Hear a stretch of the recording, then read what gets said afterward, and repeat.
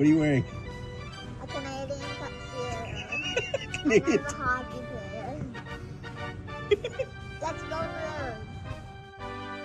Let's go Blues. Let's go Blues. Let's go Blues.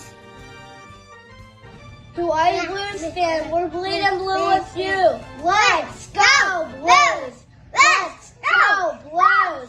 Let's go Blues.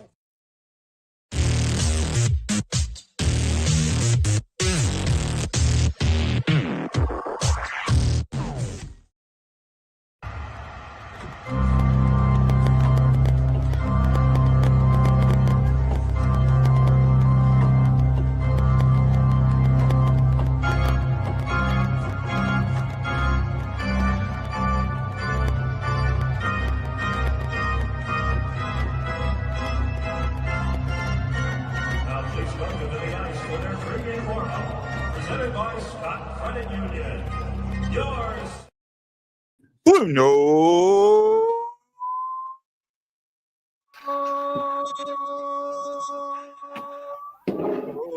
Game report. Hey, Justin, how are you doing, my friend? Doing pretty good, man. Doing pretty good. Getting over this head cold like we were kind of talking about offline. But honestly, I wish I would have been able to, I know we'll touch base with it a little bit. Wish I was able to be on with you last night, but I didn't get to catch much of the Olympics this year just because of like the time zone and when they played. I was at work most of the times when these games were being played. So yeah. I thought they were going to tape delay all of them. They ended up playing them live. That's not the way they originally had it set up, but they played them live, which is great. And I watched some of it. I didn't watch all of it, but I got to say, are you ready for this, man? USA, USA, USA, US. I'm sorry. I'm old enough to remember the 80 Olympic game. Okay. Mm-hmm. I'm old enough to remember everything that happened back then. Everything. I'm old enough to remember it. And I didn't understand it, but I remember it. And my buddy that lived up the street from me, he and you're younger than me, he got it. I mean, he had older brothers and sisters, so some of them. Oh my God, I don't know if you can see this. I hope this stays. There's 37 people watching us right now. It's probably all going to go away. It's fake YouTube, but I'll take it. Yay! Thank you. Hey, welcome. What an amazing. Could one of you guys please say hi? Nobody ever says hi. Hi, Peggy. Hi, Peggy. We don't know you, but we're saying hi to you. Hi. How you doing? All right, we're doing. Yeah, my numbers are going away. Drop down to 22. Okay, I don't care. You can't jinx it, man. You can't jinx it. You got to just go with it. I remember, absolutely 1 billion% remember the 1980 Olympic Games and the everything that went with that, right? And we've talked about this before. We've talked about it. Let's get into some quick comments before we go more. Ryan Green, Port Bennington, BS, Justin, call out, hockey is life. Chris Shockey says, I was too. Hey, Chris, we missed you, buddy. Welcome back, man. We got another hi from Joseph. Hi, Joseph. Hi, you. Peggy said, thank you. And Samantha, the soon-to-be birthday girl, is saying, hey, Sam, how are you doing? Her birthday's on Wednesday. We may have to do a special show just to say, we're going to do like a 5-minute show and just say happy birthday to Sam. Sing happy birthday to Sam. Oh, man. The Olympics last night. I got to tell you, that's what hockey should be. That's absolutely what hockey should be. The way those two teams came out, it's like they were friends until they hit the ice and they were bitter enemies, right? They were bitter enemies. And I mean, right off the bat, I think what was it? Colton Parayko got put into the bench. The Kachuk and somebody else put Parayko. I mean, Parayko's 6'6". He's a big man. They put him into the bench. Put him right in the bench. There was no love lost at all. And for me, it was absolutely incredible to watch that. Now, I did miss some of it. I fell asleep. Now, you got to remember, this game came on at 3 a.m. for me. 3 a.m. for me. And Yep. so I fell asleep a little bit there in the third, and I woke up and overtime was starting. I was like, oh my God, this last night. If you watched the show last night, I look like a freaking genius because I said that this game is going to mirror the Four Nation game. And lo and behold, if it didn't absolutely do that, it mirrored the Four Nation final to a T. To a T. Right? And it was absolutely, that's what hockey's supposed to be. Now, I'm going to say this. I know you hate it.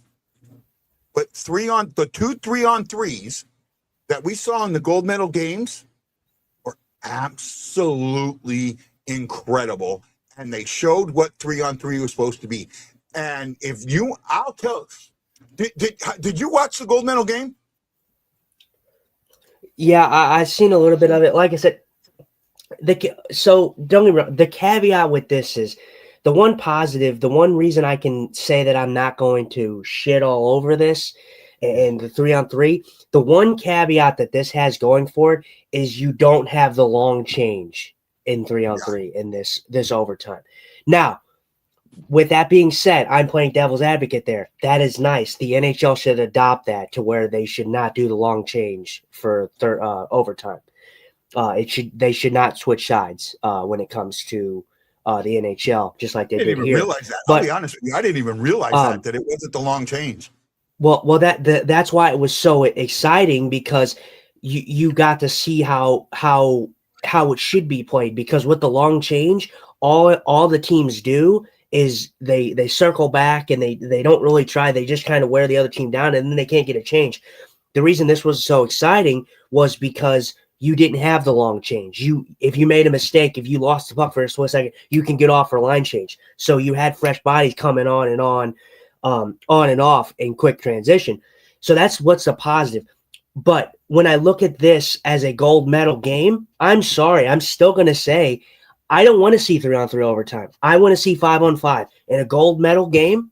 It's fine that you didn't have it leading up to the gold medal game, but the gold medal game should have been continuous 5-on-5 until we got a winner. The problem with that is I think if it would have gone 5-on-5, the USA would have lost that game. I will say that. If it goes 5-on-5, I think the USA loses that game. Now, go ahead. Well, and don't get me wrong, that may be the case, but that's just the way that I view it, and I think it would have been better. It wasn't a horrible moment to see the U.S. win this, but it was disappointing to see that it was a 3-on-3 overtime because when you just say what you just said, and don't get me wrong, both teams are incredible in this tournament. But when you say what you just said, that makes me believe that, like the way that sounded to me when you just said that was, the USA stood no chance. So if it went 5-on-5, they would have lost. So that tells me that Canada probably was the better team today. That's what that tells me. They took 40-something shots. That's the most a goalie's ever faced. Hellebuyck faced so many shots, and Canada was coming at them, coming at. Lots of shots. Now, USA did a wonderful job of keeping the rebounds out, and for the most part, the refs kept the whistles in their pockets. Okay, that's the way it should be.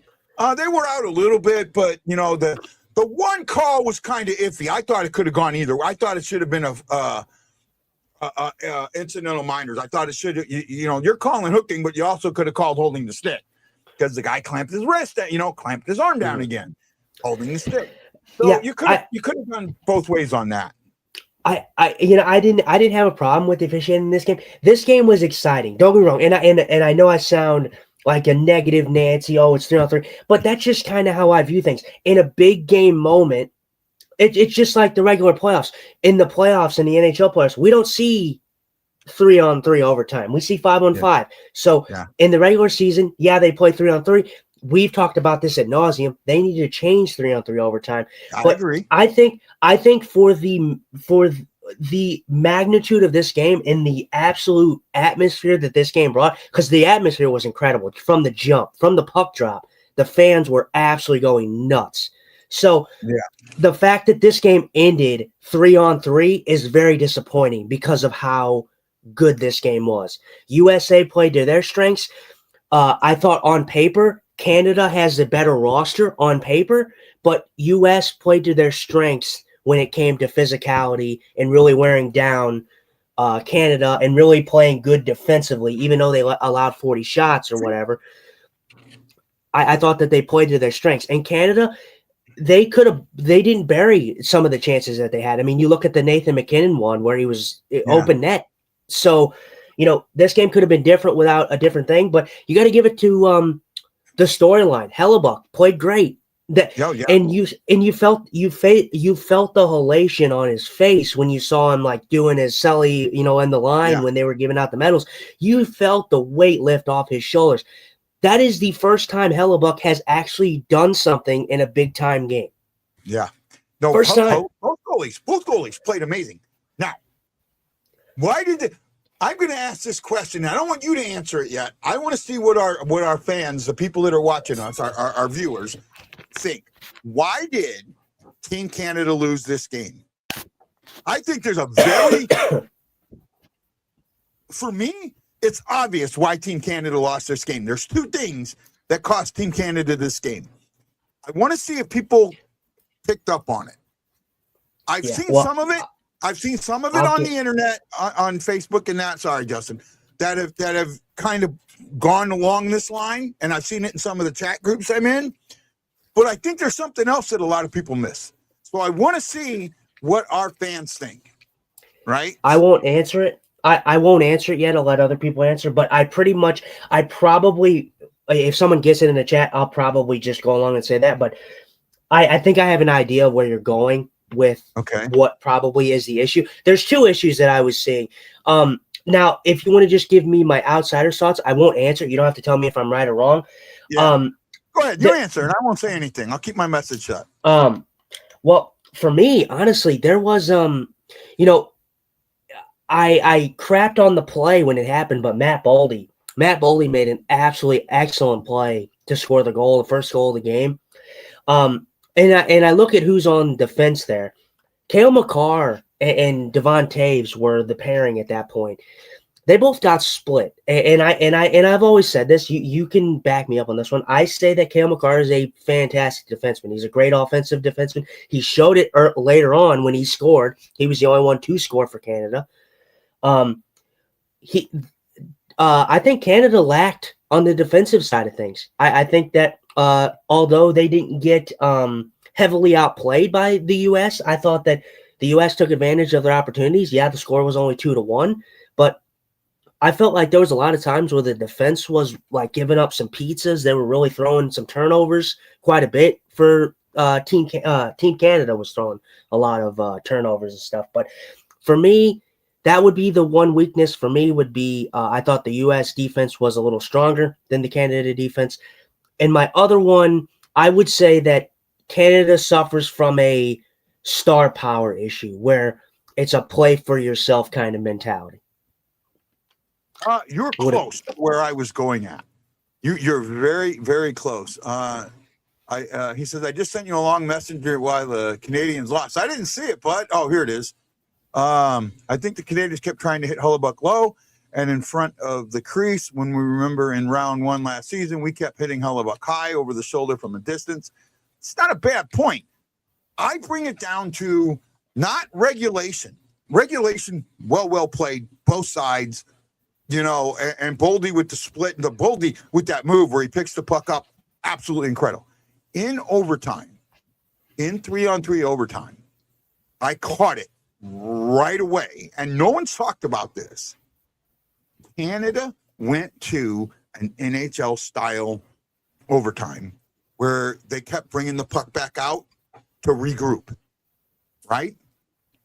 The USA didn't. USA was aggressive on the puck, both in and out of the zone. Very aggressive on the puck. And then, how many times have you heard me say, I don't think McDavid makes people, the other players around him, as better as everyone thinks he does. I don't think he makes players around him better. I don't. And last night or yesterday, whenever you want to call it, in the Olympics, he tried to win that game on his own, 1-on-2. And what happened is he coughs up the puck. The Team USA now basically 3-on-1, and Bennington is out of position for 3-on-1 because he doesn't know who to cover. He's covering the puck to the best of his ability, but he's also got to come out of the net because it's 3-on-1. He can't stay in the net. He stays in the net. It's going in the, so he's got to come out. Team Canada not playing an aggressive 3-on-3 cost him that game. Plain and simple. That's what I think cost him. Everyone is putting the blame on McDavid for trying to win the game and all that on his own. But he had to do that because they didn't play an aggressive 3-on-3. Am I right? Yeah, do you agree with me? Disagree with me? What do you think? I mean, for me, I don't particularly think it was the sole reason they lost. I do agree, though. Like, when you look at the game, the start of the game, right? When you look at the start of the game, U.S. came out firing on all cylinders. They were hot. You felt the energy for U.S. And then Canada slowly kind of took that game over. And then I would say both teams played the game pretty evenly, but I think Canada was probably getting more of the controlled offense. And when we get to overtime, yeah, I do agree with you that you saw a little bit more aggressiveness from the U.S. And a little bit of sit back from Canada. And yeah, that is Connor McDavid to a T. I mean, trying to do Connor McDavid things and trying to split the team and trying to score a goal, to be the hero and everything like that. It's so hard for me to pinpoint and be like, oh, it's McDavid's fault. Oh, it's this, it's that. Because over time, and it all comes back for me at least just to the 3-on-3 aspect. I think it could have went either way. If Canada won that game, I would have been saying the same thing I'm saying now. For me, for me at least, and like I said, what's up? Let me kind of re-paraphrase my thoughts. The reason the game-winning goal went in, for me, the reason the game-winning goal went in, and I say why they lost it because that's the game-winning goal, was that Canada tried to play an NHL style of 3-on-3. And McDavid tried to do McDavid things instead of, in that situation, you've got to 3-on-3. You've got to move that puck. You've got to keep that puck moving. You got to get them either moving their feet in the wrong direction or stagnated with your puck movement, and they didn't do it. And in trying to win the game on his own, he hung his teammates out to dry. He hung Bennington out to dry. Right? Stephen Glass says in overtime, Canada was playing not to lose. The USA was playing to win. I'm kind of okay with that. Chris Shockey, they started the Olympics before the opening ceremony. Why not end it after the closing ceremony? Well, they did start the women's hockey tournament before the opening ceremony. That is true. Because Chris said, I didn't put this up, but Chris had said that he had said that the comment was that they're on a timeline. They're on a tighter timeline, right? And he's right. They are on a little bit of a timeline for the closing ceremony, so I get that, right? I understand that part of it. I really do. And now I can't find the comment where he said that. I know I've seen it. Here we go. They have time constraints in the Olympics, so they have to get the game over. I mean, it was the last medal to be put out, right? And now let's just say this: there was no shootout here. It was going to go to a golden goal. It was 20-minute periods with an 18-minute break until somebody scored. The 3-on-3 made it highly more likely that it wasn't going to go multiple overtimes. It could have, but it made it highly unlikely, right? Well, like I said, it's not the worst thing in the world to me, but I'm sorry. Like I said, the emotion was electric. The building was absolutely bonkers, after US scored, and love to see Hughes's reaction. But I just think back to the hard days of scoring goals and, thinking about the playoffs and the NHL playoffs. And I'm just thinking to myself, like, yeah, you're on a time constraint. I understand that, but you're in the gold medal game, bro. Like, you're playing for your country. How freaking cool would it have been to see a goal happen 5-on-5? Both teams had the same opportunity to earn it, and whoever would have earned it would have really, really felt it. I mean, not that they didn't feel it now, but Okay. I like I said, no one can tell me anything that will make me change my mind that will say, oh, I prefer this 3-on-3. That's the only thing that I will say, like I said, positively, is I like that there was not a long change in this overtime. That's about the positive I'll give it. I do understand your purpose and what you're saying. The problem is these two teams were almost so evenly matched. You could have had 4 or 5 overtimes, 5-on-5, right? And the chance of this game ending on a garbage goal was highly, highly likely. I'm talking about a goal that hit somebody else's skate. It hits a skate, or it's a complete garbage goal. One that, and you go, why did the Olympics end on that goal? Right? This was too good of a game to end on that goal. I kind of feel like now. I do believe before they went 4-4 and the 3-on-3 and went to a shootout, even in medal games. I think it did at one point go to a shootout in medal games. Now they've changed this. They've changed this tournament so much. I mean, the tournament going back to 1980, right? Everyone thinks that the U.S.-Soviet game was the gold medal game, and it wasn't. But actually, so the Soviets lose that game. You would think that the Soviets were playing for the bronze medal. They weren't. They were playing for the silver medal, right? Because in that tournament, 1-1 played each other in the semifinals, right? So 1-1 played each other in the semifinals, and then 2-on-2 played each other. The winner got the loser got the winner type thing. So I think it was Switzerland that I forget who we played that game, Sweden or whatever. They didn't even get a medal. They got, well, actually, I think back then they gave out bronzes to both teams.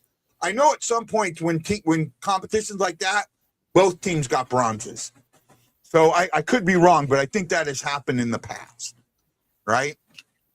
So, but I'm not 100% sure. But overall, I mean, I can't complain. I can't complain about the game. I can't complain about the way it was played, and it was just Dave Kirsten. They got he's an uncle of one of the players. He was on the '80 Olympic team. Ruzioni had said, I don't know if you heard this quote or this comment that he made, that he had gone and told the players, "Hey, you need to win this so everybody leaves us alone." Oh, sorry, Ruzioni. No one's going to leave you guys alone. What you guys did, that will never. What do you remember? Do you remember what the average age of Team USA in 1980 was? No, I wasn't alive at that point. Okay, well, I know, but I mean, maybe do me a favor.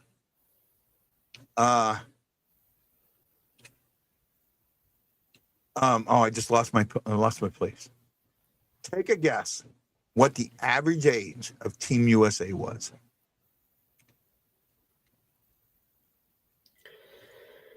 In what? 1980? In 1980.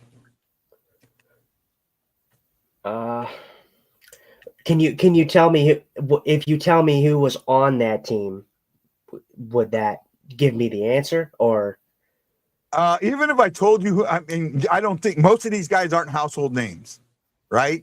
Micah Ruzioni, Jim Craig, Dave Christensen, I don't remember all of them off the top of my head.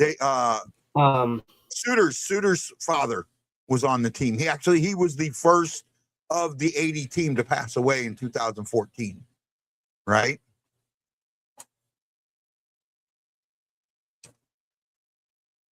He froze on me. I'll give him a second to come back. I see. Yeah, you froze.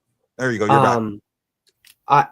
I would, well, seeing as the names that you just gave me, because I don't know much about, like, I know some of them, but crazy. But I think I do, like, I don't, like I said, I wasn't alive at that point, but they were, I know that they were like young, right? So like they were like one of the youngest. They were, and this number still. I've seen a couple here. Chris is saying 17 or 18. It's like Aaron says maybe 18.5, 17. That's actually a little low. Can I guess? So I said it's young, but I'm gonna say I'm not gonna go 17 or 18 or 18. I'm gonna go. You said it's that's a little low. I'm gonna say like 21 to 22. It was 21. Average age of that team was just a little over 21 years old. Now, what do you think the average age of the Red Army team was? I don't know. That's a good question. I'm not 100% sure of this number, but I think it's right. Was 29. Most of the Red Army team had been playing together for 15 years. 15 years these guys have been playing together. This was why the big thing about the professional versus non-professional athletes. That's why Canada didn't play in the Olympic hockey tournament a couple of times, because the Red Army team was a professional team, plain and simple. And they got paid to play hockey, but they didn't get paid to play hockey. They were in the Army, so the Army paid them, but they were paid to play the game of hockey. It was a loophole, right? What those kids did and what Herb Brooks did, and there's no way in any sport that will ever be repeated. And Herb Brooks understood what it took to beat the Russians more than anybody else in the entire world.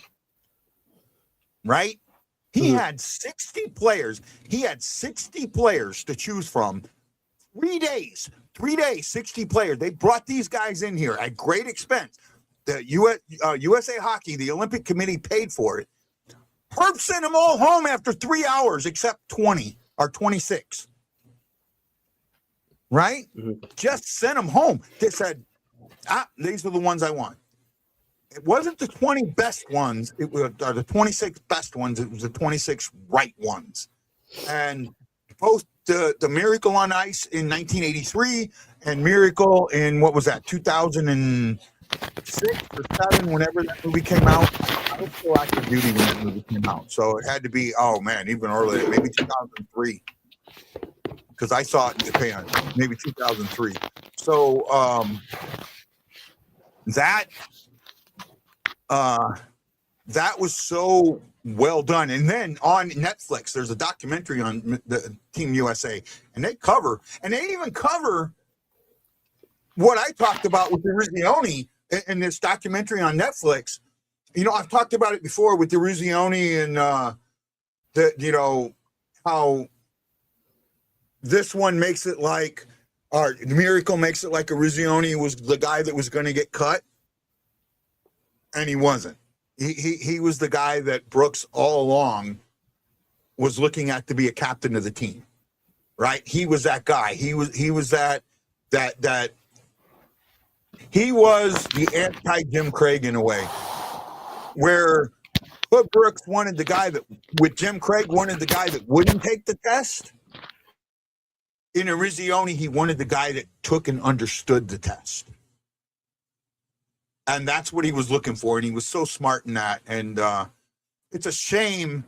It's a shame that he is not alive to witness what happened, because it felt like the way Team USA played, it felt like Herb Brooks was coaching them. Now, I'm going to ask my older guys if they agree with me there. Nelson's grandpa and uncle was on the 60 team, and his dad was on the 80 team. Wow. That's crazy, man. Brock Nelson, yeah. I did too, Chris. 3 a.m. to watch this. I did too, buddy. Chris is in Hawaii with me. Go ahead, bud. I know I'm over talking. No, you're good. And I don't mean to change the subject, but I kind of wanted to talk about how everything happened. I mean, obviously we saw, the medals given out. I thought it was a cool ceremony. We saw Canada. They just looked absolutely just, depleted and just disappointed. And obviously that's going to happen. And I'm glad to see that type of emotion. It's sad to see it, but because I look at a guy like Celebrini, like you just saw the sadness in his face, dude, when they're going through the line and everything like that. And I'm like, man, that's just crazy. Like what a moment for that young kid, especially that he had such a great tournament. He's been such a good player in the NHL. But I kind of wanted to talk about Nathan McKinnon's comments. Did you see those? No, I did not. I did not see them. Well, supposedly, I don't know if these are legit. I mean, I saw them. They were reported, and they were reported by some credible people. And it said, he said, "Well, you be the judge of who was the better team." And the reason that I find that so controversial to me, well, one, he's the guy that misses the open net, that possibly could have gave Canada a win, right? Yeah. And then that's kind of the reason why, as a Blues fan, I mean, obviously as a Blues fan, we're not big Colorado Avalanche fans in general, but that's kind of the attitude and the behavior on why I'm not a big Colorado fan. I think Nathan McKinnon is a great player, but with comment like that, it makes me think that he's just a sore loser. And I get it. It's tough. You lose you lose for your country, and that sucks and everything like that. But when you make comments like that, I feel that you're being a sore loser. And I don't think that's right. So obviously it's not a polarizing topic, and it's nothing too crazy. He said nothing too crazy. And I've talked about how I like NHL players to show emotion, but I just kind of think that's just a little disrespectful in my opinion. Like, you know who the better team was. Like, you be the judge who the better team was. Like, yeah, that's great. You have 40 shots. You still lost. You know, you're going to have to live with it. Live with it. You lost. Yeah, no. A little sore, but damn, the emotions were so high. You got to feel salty on the losing end. And I get that. I got no problem. Matthew can talk so much trash on McDavid. Herbs was coaching Quinn Hughes. Yeah, I mean, I didn't see the comments, but I understand them. And you're right. For Team Canada, there was only one medal that they wanted to win at this Olympics, period. End of story. Canada, the winter country, you would think Canada would be one of the top Winter Olympic countries in the world, and they're not. There is only one medal in the Winter Olympics that matters to them, and it's the hockey gold medal. Period. End of story. That's it. So, for him to make those comments, okay, you know what? You're right. Maybe you were the better team. But in the word of the immortal Serrano, look at the scoreboard now, bitch. Well, and like I said, I don't get me wrong, guy. You know that I've said it. I love the emotion. I want NHL to adopt more of the emotion into everything. But yeah, I'm going to sit here and say this. That is why, if you're from an outsider looking in, obviously we're Blues fans, so we're not the biggest Colorado fans in general. I think Nathan McKinnon's an excellent player. I think he's one of the best in the NHL. He has been for years now. But like I said, it shows that you don't have as much class. It shows that you don't really respect the other people. And although I do understand, as Canada, you want to win the gold medal. Every team wants to win the gold medal. But you can't make those comments, especially when you were the guy that missed the open net that could have changed the game. So, I feel his frustration, but then again, let's be honest. Nathan McKinnon has never held his frustration very well. When Nathan McKinnon's frustrated, he is he's very noticeable when he's frustrated, and you can tell when he's frustrated. Yep, I agree with you on that. Absolutely, I agree with you. Okay, I'm going to read some names off to you. I want you to tell me how many of these names you recognize. Are you ready? Yeah. Bill Baker, Neil Broughton, Dave Christensen, Steve Kristoff, Jim Craig, Micah Ruzioni, John Harrington, Steve Jazanik, Mark Johnson, Rob McClanahan, Ken Morrow, Jack O'Callahan, Mark Pavlovich, Mike Ramsey, Buzz Schneider, Dave Silk, Eric Stobel, Bob Suter, Phil Verchota, Mark Wells. Yeah, maybe about 3 or 4 of them. How many of those names that I just read are in the Hockey Hall of Fame? I couldn't even tell you. Probably not many. How about, I could be wrong, but I'm pretty certain the number is 0. 0. Yeah. Now, I do think Jack O'Callahan was the first player to win an Olympic gold medal and a Stanley Cup in the same year. I could be wrong on that, but I think he was. It was either O'Callahan or McClanahan. It was one of the two. I think I want to say it was no, because they got him. Nope, because he won it. The player won it with the Islanders in that year. So can't remember who it is. I thought it was one of the two I just mentioned, but I could be wrong. Maybe somebody else knows. Right? I'm doing a quick look, just kind of going over their names to see if someone pops up. No, Herb Brooks was the coach. O'Callahan, it's got him. No, Morrow. Oh, it was Ken Morrow, right? And he's a member of the United States, but he's not a member of the Hockey Hall of Fame. So I think it was Ken Morrow that won the, yeah.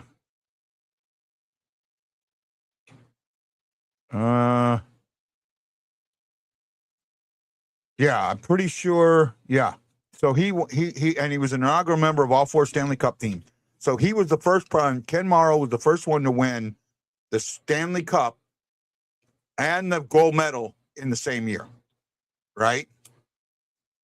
So now going back to what I was talking about. Now let me read another list of names. Now I'm going to kill these, but I'm going to see how many of them you recognize. Right? And trust me, they are not easy to say. Shit, I don't even know. You know what? Screw it.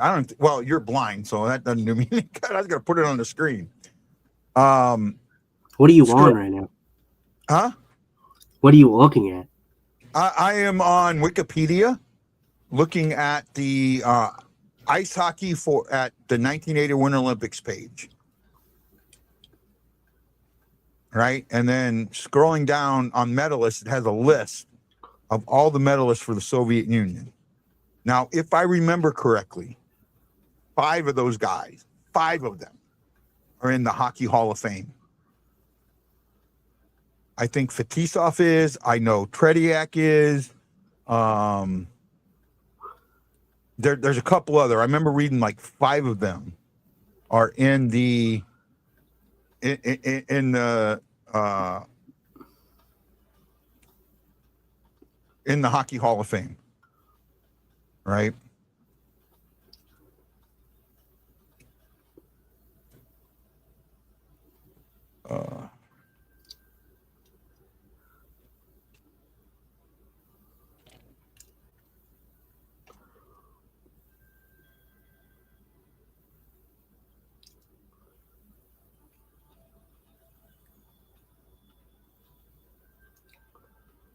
Uh,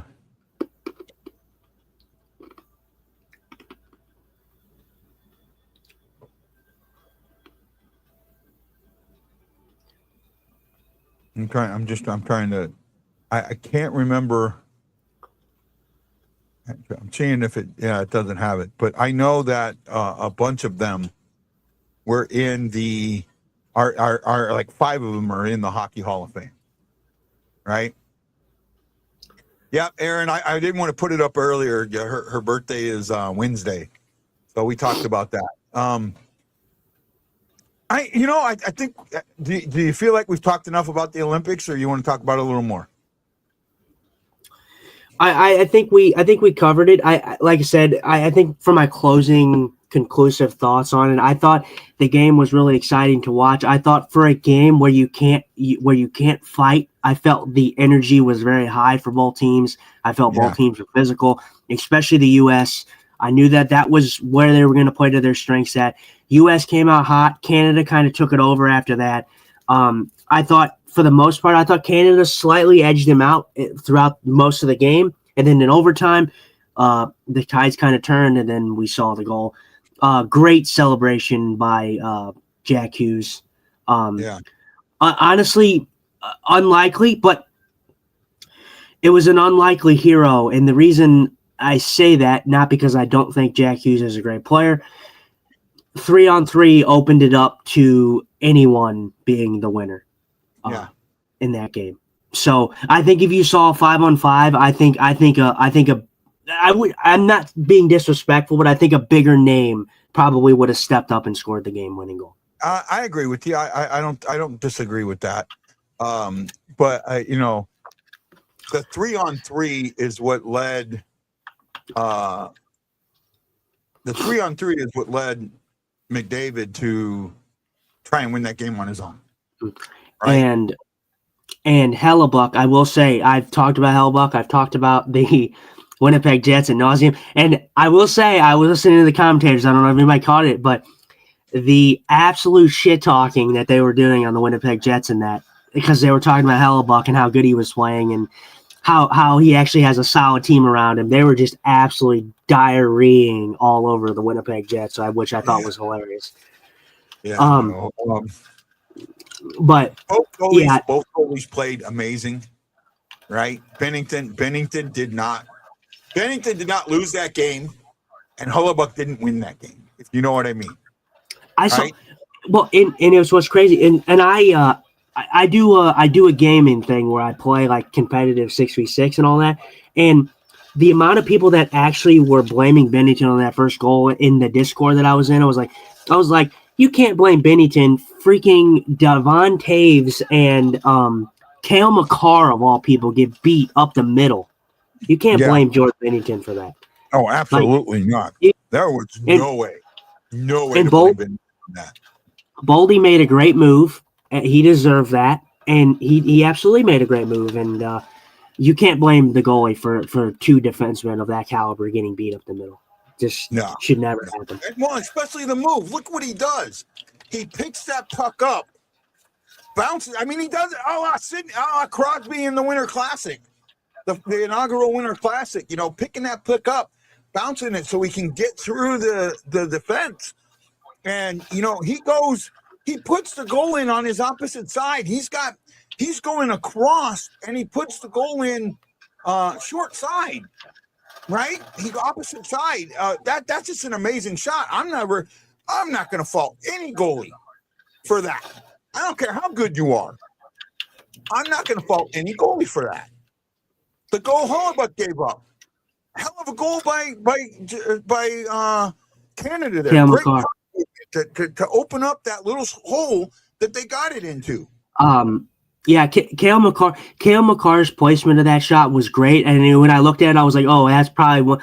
And I guarantee it's probably one Hellebuck probably wants back. But the placement of the shot was good on that one. But it's probably one that he probably wanted back, considering how good of a game he actually did play. But it was a good game. Like I said, the energy, they brought the energy. I thought the crowd was lively because – we see it all the time when you go into like playoff games or big atmosphere games. It's nice to see the crowd into it because it makes the games that much better. Oh, Bennett should have got a 5 minutes for that. Wow. I missed much of the third period. I kind of fell asleep. I just saw Bennett high stick on Hughes. He should have got five. Oh, no, he didn't get a double minor. Okay. What about Team USA penalty killing? What was it? 18 or 19 for 19. 0%, 100%. They didn't give up. They didn't give up a power play goal. Did not give up a power play goal. Yeah, they were good. Canada, our U.S. was very, very good on the penalty kill. Right. This is the thing where the difference between Team USA and Team Canada, for the most part, went with the best players they had. Team USA, and I know this sounds so fucking messed up, went for the best team that they could put on the ice. Because there's other players that there were some players like JT Miller and some of these, they put guys out there that could kill penalties instead of guys that could score goals. And in the long run, it worked. Team Canada was at almost 50%. Coming into this game, they were 3% on the power play. Right? 43%, and USA shut them out. The 5-on-3, the 5-on-3. Yeah, 5-on-3. Yeah, 5-on-3 was an excellent. I was like, oh. Neither one of them were that great of a shot. No, well, right. and I was looking at it, and I was just like, yeah, I can't. U.S. Really killed off a great 5-on-3, but Canada really missed an opportunity there to score 5-on-3. But yeah, this was a thing in my book where on paper, Canada should have scored more than for the team that they had. They should have scored more. But the defense of the U.S. Made it very good. Yeah, Canada had a lot of shots, but again, I look at the shots and I say a lot of them were easy pickings for Hellebuck. A lot of them were shots from the outside, shots from up high. Not a lot of traffic. I mean, Hellebuck played great. Don't get me wrong, but was this an absolute firing squad? Sure, from a shot standpoint, but not from we had to put on an absolute clinic. Like, he had some great saves in there, but believe me, he didn't take all 40 shots. He didn't take 40 shots from the house. No, he didn't. He took less than half of those from the house. The majority of them were outside. And yes, Wendy says Canada needed more goal scorers. Maybe worse. GM from St. Louis, who was GM of Canada, should have taken a goal scorer from Wendy. No, that was coming. You know what? I disagree with that. They had the superstars. They had the goal scorers on that team. When doesn't matter. On that team, were the team guys. They didn't have the team guys. Other than Wilson, I mean, Wilson was there for his honoriness. Right? Yeah, I mean, Bedard. But no, I'm sorry. I mean, he's a good player, but I'm sorry. He's had a great year, but no. What they had was probably what they should have went with. Maybe a few names I could say like, and that was the same way I felt about some of the U.S. guys, like JT Miller. JT Miller hasn't had a great year. I didn't think JT Miller was a right guy for Team USA, but they came in and, like Guy said, I think that they played to their strengths. U.S. played to their strengths because on paper, Canada was the better roster on paper. I don't think there's any denying that. Canada was the better roster on paper, but the gutsiness and the defensive ability, which I think stood out a lot in this game, I thought that Canada had more of an offensive threat, but I think U.S. put on more of a defensive clinic. Is how I'm going to describe I want to address this comment. I don't think Jason understands how things work. He said Bedard was on injury reserve. I think they should have brought him in for the gold medal game if they knew Crosby wasn't good. Well, the problem with that, Chris, is Bedard wasn't even in Italy. Bedard was in injured reserve up until the rosters had to be locked. When the 5-man or 26-man, whatever that number is, had to be locked. Bedard wasn't on it. Bedard would have come on if somebody would have got injured prior to roster lock. Right? So he wasn't even. Bedard was not even in Italy. And he couldn't have come in Italy because he wasn't on the locked roster. Right? Well, and I want to say this, and it's going to sound kind of dickish, but I don't really care. Connor Bedard's not changing the outcome in this game. Bedard's still there. I think U.S. still wins the game how they won the game. Bedard's still young. He's a good player. He's had a great year. Bedard is not an Nathan McKinnon. Bedard is not a Connor McDavid. He's not a guy that's going to put the team on his shoulders and walk through 5 guys and score a goal. It's just not going to happen. So whatever you saw, whether you want him in or not, it doesn't matter because Bedard would have changed nothing. Sorry. Yeah. Yeah, no, I'm with you. I don't think it would have changed any.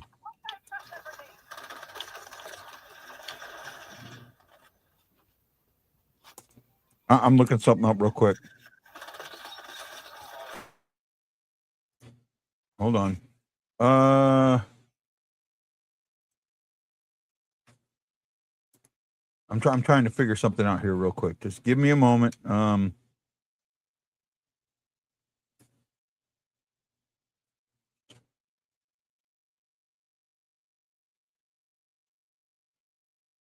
That one. Okay, here we go. This was the men's team. Matt Boldy, Kyle Connor, Jack Eichel, Brock Faber, Jake Gunsel, Noah Hamlin, Connor Hellebuck, Jack Hughes, Quinn Hughes, Clayton Keller, Jason Lacombe, Dylan Larkin, Austin Matthews, Charlie McAvoy, JT Miller, Brock Nelson, Jake Ottinger, Jake Sanderson, Jacob Savid, Jeremy Swayman, Tage Thompson, Brady Tkachuk, Matthew Tkachuk, Vincent Torchek, Zach Wierzynski. Big name I didn't read there. At least I think I did. Maybe I read it and I didn't realize it. No, it was there. Never mind.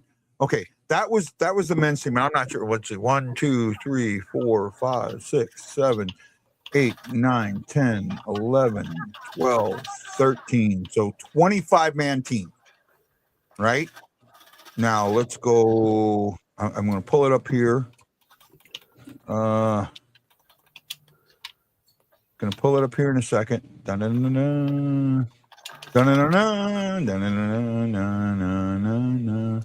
Team Canada. This is Team Canada. These are the players that they could have used today.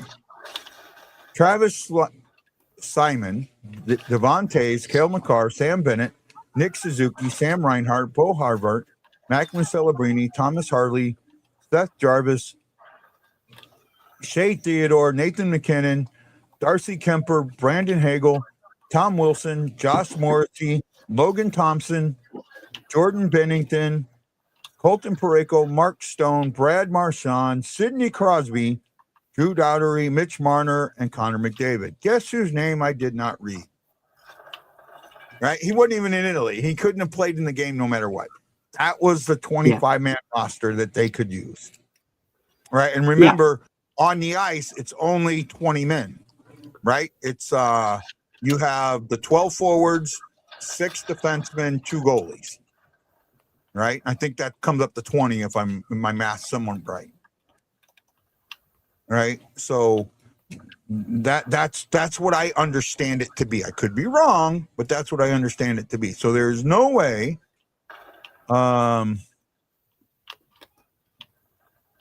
there's no way that he could have played in there's no way that he could have played in the game. Mm-hmm. So yeah, I mean, like I said, it would not have changed anything. It really would not have, and I hate to say that, but it's the truth. It would not have changed anything. But what they had was good. It was a good team. What they had, regardless. It just they didn't have it. They didn't bury their opportunities they had. And like I said both goalies were good. I said Hellebuck was great in this game. But then again, I was looking at the shots again, like I was just talking to you, Guy, and I want to say this: that Hellebuck was good. There wasn't a like an influx of bunch of shots in high danger. So with that being said, I will say I still think you get the same outcome if you have Jake Ottinger in the net. I still think that he would. I think he would have played the exact same game that Connor Hellebuck played. Yeah, I agree with you. I do. So that's an hour that we just spent on something we were supposed to spend 30 minutes on. So let's get into what's going to happen on Wednesday. The NHL is back. There is about 2 weeks to the trade deadline. I think the trade deadline is March 9th. I could be wrong on that. Right? I could be wrong on that. I do think it is March 9th, but I could be wrong on that. Yeah, Wednesday is when it starts back up. I know that we play on Thursday. They restart on Wednesday. Yeah.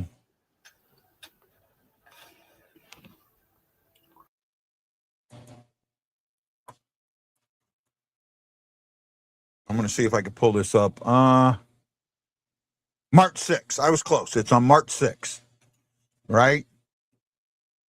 After that date, any player that is traded or claimed off of waivers will be ineligible to play in the Stanley Cup. So you've got to be on March 6th. The players that you have on your roster are your Stanley Cup playoff roster. Right? You can't do anything else. You know what, Jason? I'm gonna bring this up. Okay. You got to give me a second, Jason. You know I love you, right, brother? You know that you are one of my best friends. You are the top notch. I love you to death, bud. But you are so out of your. Sometimes you read things and you don't read them the right way.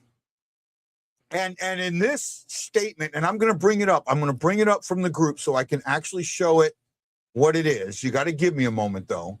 Okay, you're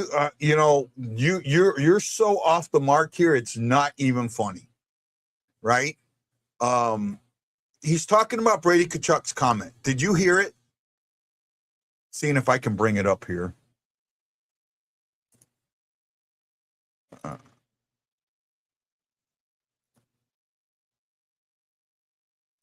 Okay. Give me a second. I'm trying to bring it up. I didn't see. I probably did see it when I skimmed on it, but I didn't look in depth at it. If I'm honest, okay. He didn't tell me about it. He posted it before the game, so I got to kind of scroll down because there's a bunch. The guys were absolutely amazing. Shockey was really, really, really taking care of the group for us, and he does. Chris, thank you. You do a wonderful job of maintaining that. I'm going to make you an admin, Chris, because you put so much in there. I'm going to make you an admin and put you in the admin group. Because I think you can help out there.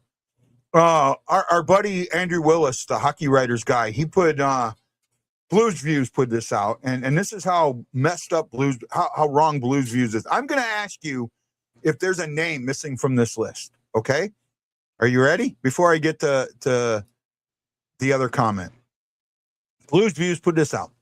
One city in the world can have multiple interests playing on both sides of today's hockey game, and that city is St. Louis. Team USA, Brady Tkachuk, Matthew Tkachuk, Clayton Keller. Team Canada, Jordan Bennington, Colton Parayko. Is there a name missing from that list? I'll be honest. I didn't even. I wasn't paying extremely in depth. If I'm completely honest. Okay. You might have to. Can you read the names again? Sorry. Okay. Team USA, Brady Tkachuk, Matthew Tkachuk, Clayton Keller. Mm-hmm. Team Canada, Jordan Bennington, Colton Parayko. You said Bennington, right? Yes. Bennington and Parayko. So Bennington and Parayko, and then both the Tkachuk brothers and Keller. Yeah. There's one name missing from that list. I did see this. I did see this from Blues Views or whatever. Yeah. Who the hell was missing? I can't remember. So they're putting Blues players on this list, right? Is there a former Blues player who played in that game who's not on this list? Oh, I thought that they were. Well, technically, none of the other three didn't play for us. No, former Blues player. Oh, former Blues player that played.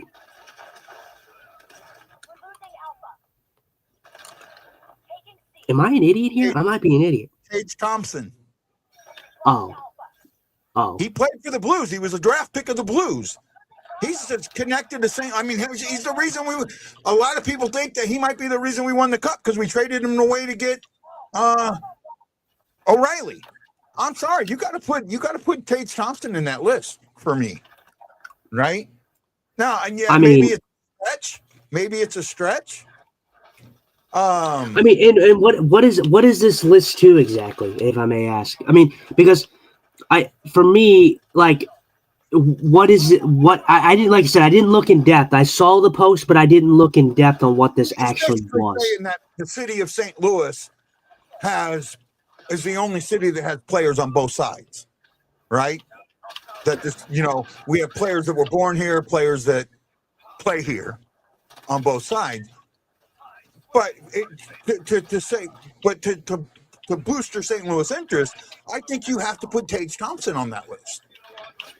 And Chris says Tage is from Illinois, so I didn't know that, but I think he's from up in Chicago. But I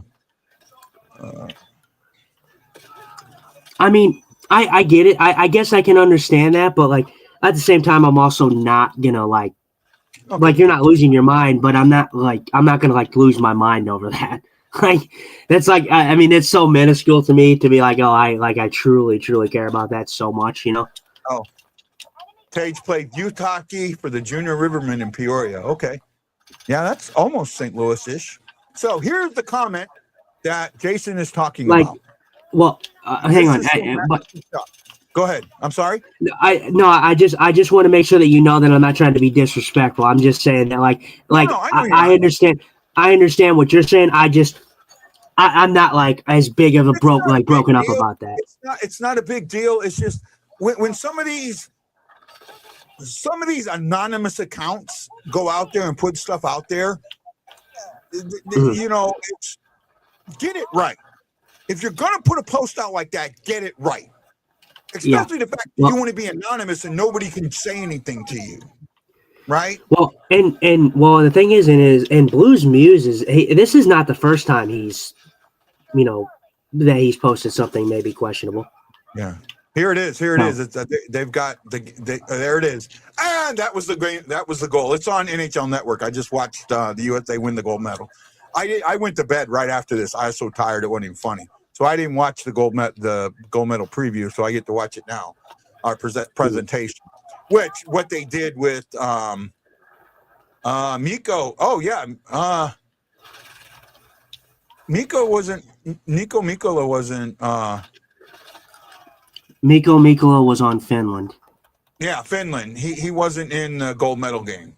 I don't know if anybody else was in the gold medal game that had St. Louis connections. Which might I add, I was pulling for Finland, if I'm honest. Yeah. So here you go. This is the quote by Matthew Tkachuk. You're not playing for yourself. You're playing for your country. You're playing for the guys that have come before you and the generation.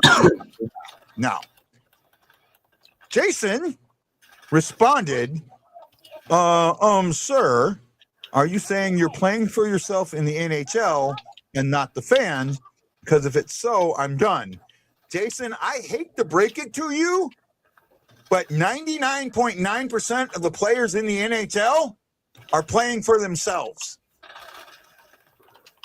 Right? I mean, they do have a loyalty to a team and a loyalty to fans, but this is their job. Do you do your job for everybody else? I don't think so. Right? This is different. The only people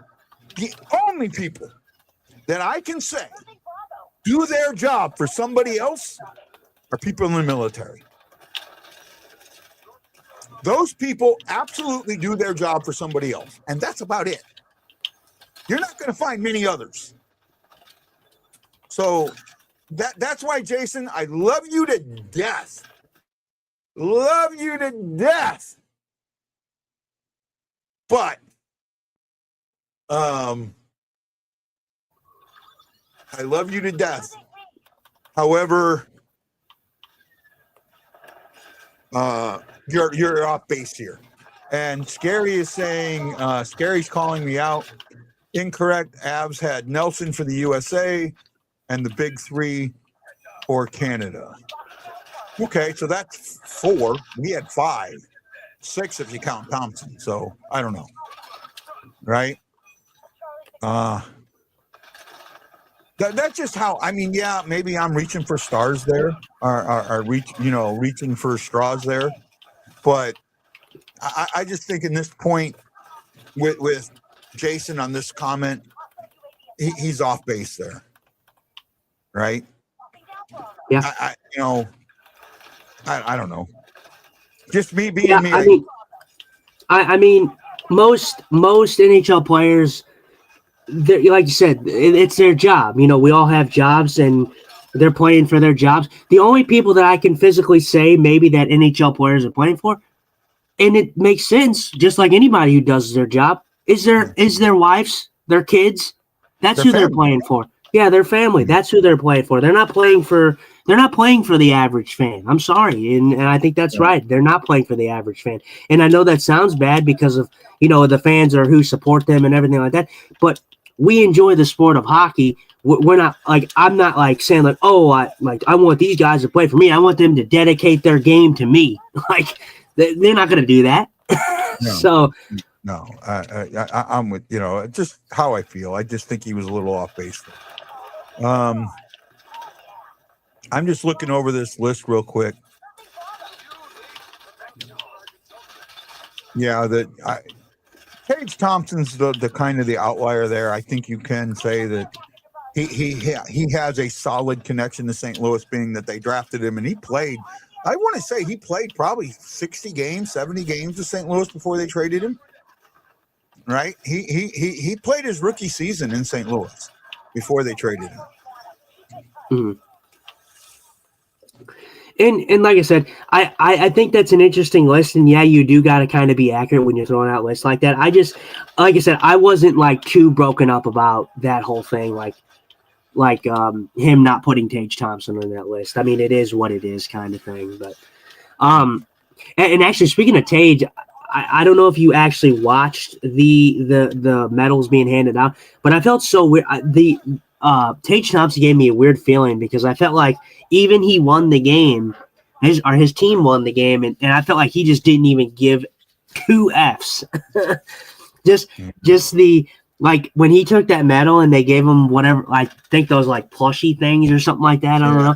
When he took that plushy thing, I felt like he just had zero emotion. He's like, I want to just get the hell out of here. Yeah. Kind of thing. Well, I think some of that might be, he got left off the 4-Nation team last year. Right. Mm-hmm. Well, so actually that brings me to my point. I want to talk about this real quick and then we'll get into the Blues a little bit or what we think is going to happen. You know what? We'll get into that and we'll talk about my all-star stuff later. So trade deadline, March 6th, week and a half away. What do we think is going to happen? What do you think is going to happen with our St. Louis Blues?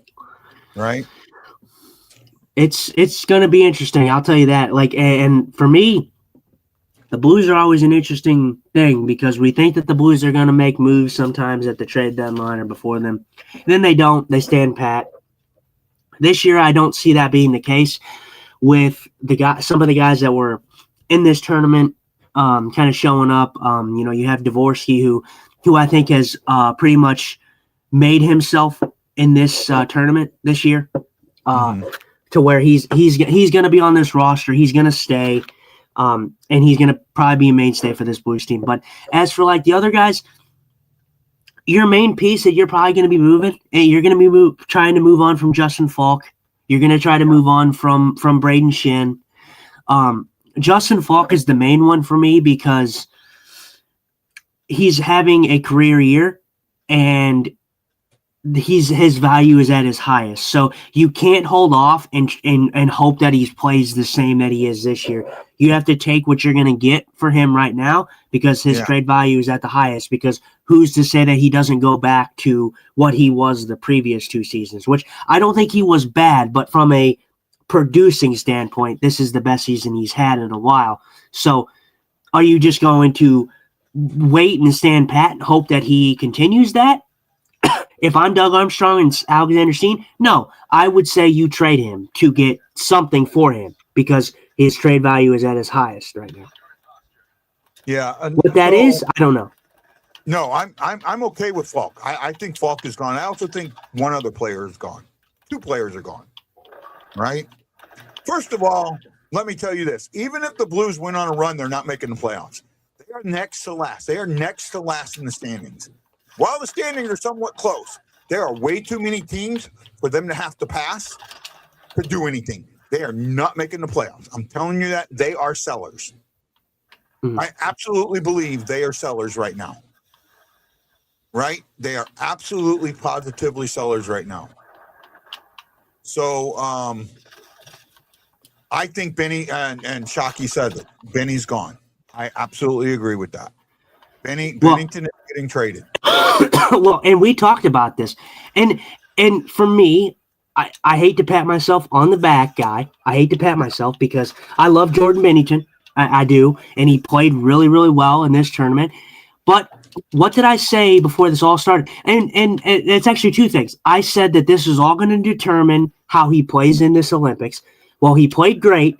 His stock is going to be through the roof now. So you're going to have teams that are calling for him. At least you should. I mean, if you're a playoff team and you're not trying to call Doug Armstrong and the Blues and trying to get Jordan Bennington, then you don't know what you're doing for your organization when it comes to the playoffs. That's a guy that you want for your playoff run. I said this last night. I talked about this last night, right? The thing is, the only ones who believed that Bennington's stock was low was fans. I guarantee you nobody in the NHL looks at Bennington's stock as being low. Now, no. So I know you probably haven't seen the show. I did not call you out last night, but I did say, and this is in the fairness of disclosure, right? You bring up the goals versus expected stat a lot, right? Goals saved above expected. Yeah. Yeah. I do not believe in that stat one bit. And again, it's because to me, it's something. It's a formula someone put together, and because it's a formula like that, I think there's a lot that it misses, right? Because you could add something else and change it altogether, right? You add one thing and you could change that formula altogether. And again, you use it, that's fine. I don't. That's all I'm saying. Go ahead. I don't use it like it's not something like an end all be all, but it is a stat, and I'm pretty okay with saying how I've been saying it. Bennington just has not made the saves that the Blues have realistically needed this year, and there's been games where he's shown up and the Blues haven't shown up defensively, but there should be no, and I don't think there is any argument because you've seen it for the last couple weeks now that Bennington has not been Bennington of old, like the Bennington that we know. Bennington has given up a lot of weak goals this year. He's been the root cause of a lot of games being lost this year, which we have never been able to say that. Jordan Bennington has always been the guy I don't think he's been the root cause of as many games. I think that the style of defense played in front of him has a lot to do with it. Has he given up some weak goals? Yes, he has given up weak goals. But at the same time, has the defense played as well in front of him to help him out so he doesn't have to overwork on those weak goals? No. So that's my point. Well, it's the same thing. It's the same thing I would say about Hofer. Hofer's been the root cause of some games being lost. It's both goaltenders. Both goaltenders have been at fault for poor performances this year. So But I said it. I said that the Olympics were going to be the true test for Jordan Bennington on whether or not his stock is going to rise, whether he's going to fall. He played a great Olympics. His stock is high, so the Blues need to. And I do agree with you. The fans think that his stock is low, but the owners do not. I think the owners believe in him and everything like that. But owners and GMs know that it's going to cost them to get him. Yeah, know that he's a good player, know that he's a good goalie. But I want to say that Jordan Bennington, you need to look for him. And I was listening to the Last Minute Blues podcast. I know you say you don't listen to many podcasts other than our own, and and maybe a few times you'll catch something. But they were talking about how Jordan Bennington will most likely be an off-season deal, and I could see that. I could see that being a thing where they just go through the season and they say, okay, Jordan Bennington's going to be a guy that we get rid of in the offseason. But if that's going to be the case, you're going to get a pretty big deal out of that. I feel that if we do trade Jordan Bennington before this deadline, I feel like the return for Jordan Bennington is it's going to be decent, but it's not going to be probably as good as we think it's going to be. Okay. This is what I think. You're right. If it's an off-season deal, I think it's something along the lines of a Ryan O'Reilly deal, right? Where it happened, that Ryan O'Reilly happened during the either right before or during or right after the draft, right? Mm-hmm. I think Bennington becomes a draft day trade, right? I think Bennington becomes a draft day trade, and I do think because he's a draft day trade, he's a guy that we're getting 5 assets for, right? I think we're getting 5 assets for him. If you look at where Bennington is now to where O'Reilly was when we got O'Reilly, and yes, I think we overpaid for O'Reilly, but at the same time, and I always preface this, I think that 2 of the players that we gave up in that trade, we forced Buffalo to take, right? So I think Bergeron and the other one that sounds like Tarasenko, another Russian. I think, another Russian guy. Other started with an S. I can't remember his name. I think that those 2 guys were added to the trade package from Armstrong's point of view, not from Buffalo's point of view. Right? Oh, are you talking about? Did not want to get traded. He was pissed, and he quit hockey because of it. Right? Who did? Sorry. Huh? Who did? Sorry, I wasn't. Yeah, who did? It was another.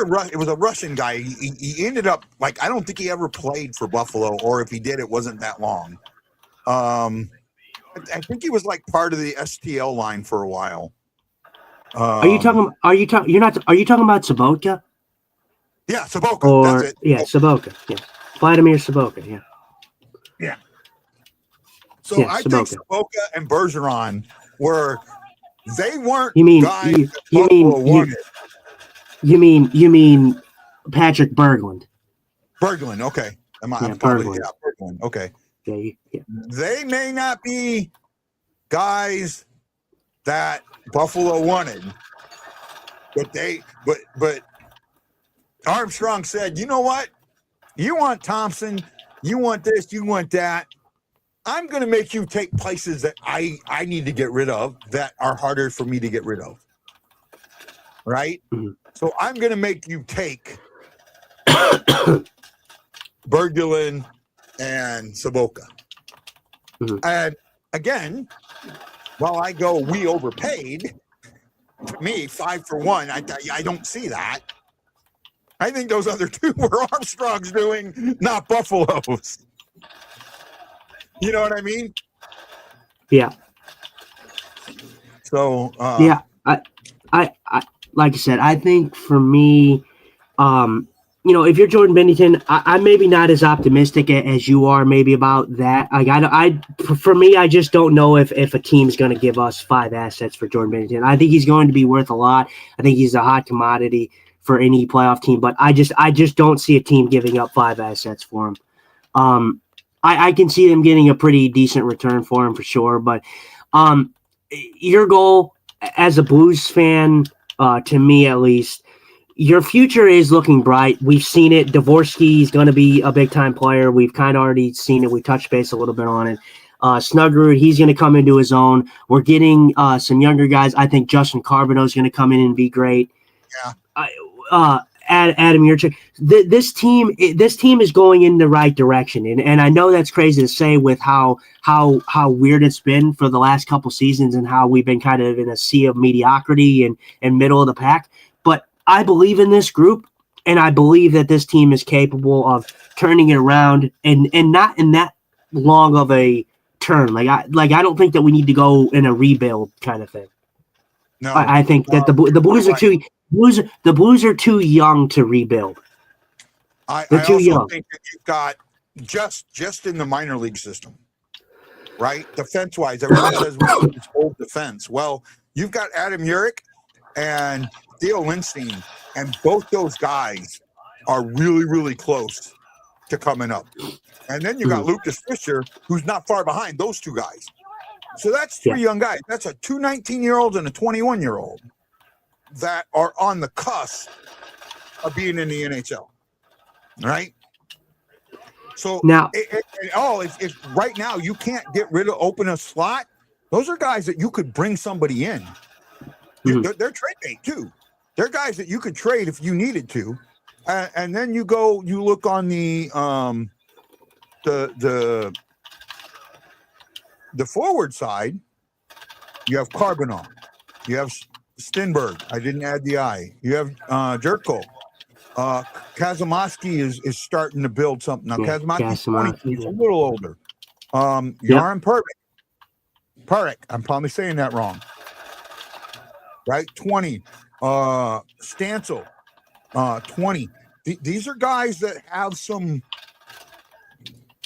They're NHL players. I'm just not sure when they're going to be NHL players. I think they're close to being NHL players. Yeah, and like I said, I think for me, and honestly, I've been rolling it around, and we can kind of talk about this. I know how we felt about Jordan Kyrou and Robert Thomas, and I'm not the biggest fan of getting rid of either of those guys, but I'm kind of in the boat now where for me, Kyrou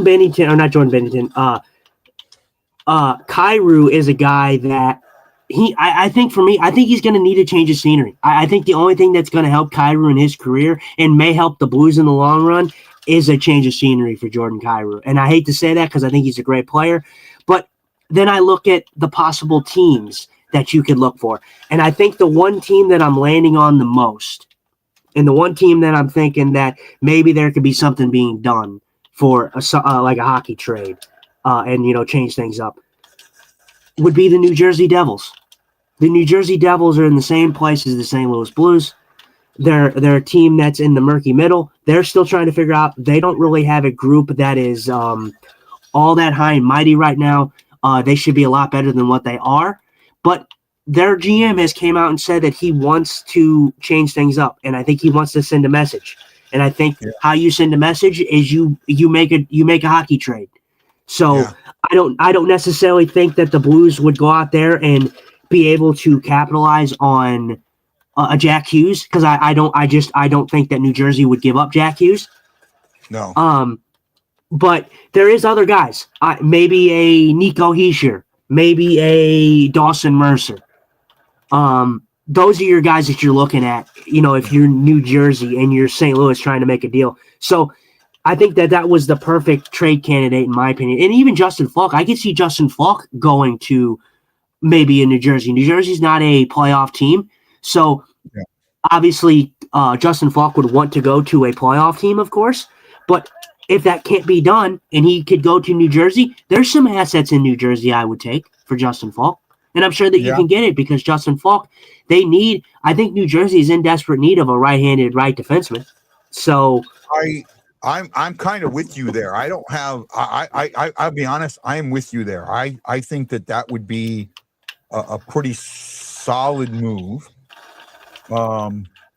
To be honest, I do. I'm with you. I think that'd be a solid move. Now, I brought up something on the show last night. I know that you were not here, right? And I'm not saying that. I'm not saying anything about you not being there. Okay. Yeah, no, you're good. The reason I'm bringing that up is, God, I'm being stupid right now. The reason I'm bringing that up, that you weren't. One of the things I brought up last night is right now. You brought it up about trading Bennington being a off-season move instead of an in-season move, right? If you trade Bennington right now for a first-round pick, the likelihood of that pick being 29, 30, 31, or 32 is actually pretty high, right? Would you agree with me on that? Yeah. Right? In that position, Yeah. Can you hear me? Yeah. we have drafted 2 players in those last 4 picks in the last 10 years.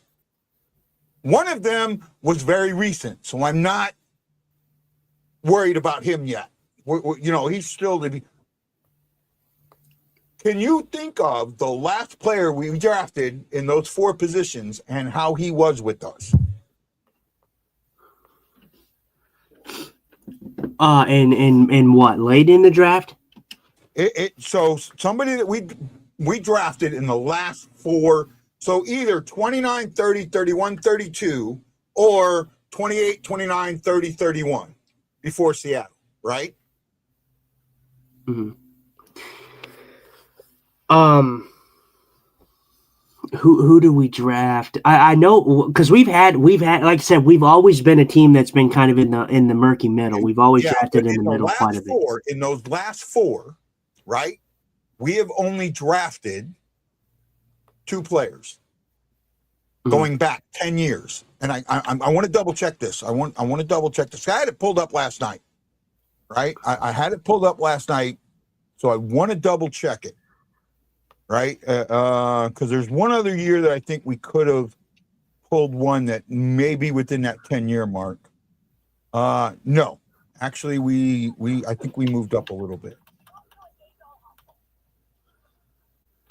Yeah, so let me pull something up here real quick, if you don't mind. I'm looking at something. I want to double check something just to make sure that I'm not missing anything.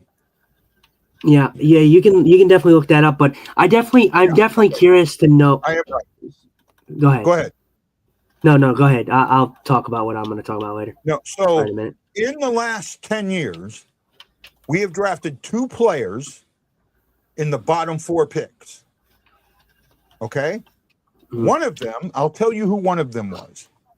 And I will say this right off the bat, it is too early for me to make a judgment on this player. But at number 29 in 2023, which I think it may have been before the Kraken, I'm not 100% sure, we drafted Theo Lindstein, right? I'm going to see. I'm going to double check that he was the last 4. I think he was. Yes, he was, right? He was the last 4. The Knights were in the league at that time. So he was the 4th pick. In 2019, we drafted Theo Lindstein at number 29. We drafted one other player in 10 years in those last 4 spots. Mm-hmm. Can you think of who that player is? No, I can't, if I'm honest. No? Anybody out there in the 5 or 6 people that are watching us, who is the other player that we have drafted in the bottom 4 picks? I'm going to see if someone pulls it out here. Come on, somebody pull it out for me. I'm going to see. I know Shocky's here. By the way, Shock, I don't know if you heard me earlier. I want to say thank you so much for everything you do for the Blue Note fan report and for the Hawaii Blues fan clan. I think I'm going to make you an admin if you're okay with it, because you're the guy that really kind of runs that page, and I want to give you you're my Roland, and I need you. So okay. Are we talking about in the first round? In Or the just first in round, general? yes. Okay, in first. We're Okay, talking yeah, about pick. I could. We are No, I absolutely couldn't tell. talking. Hold on, let me double check something here. Make sure I didn't screw something up. We are absolutely talking about pick number 29, 30, 31, 32. Yeah, no, Or I couldn't tell you. 28. We're talking about 28, 29, 30, 31, or in the Kraken years 32. Well, yeah, no, I couldn't tell you because Let me say a name and see if this brings it. Because I'm pretty sure if I say this name, you're going to know who this player is that I'm thinking about. Ryan Reeves. that's the player. Nope, that's not the player. But this player was traded for that pick.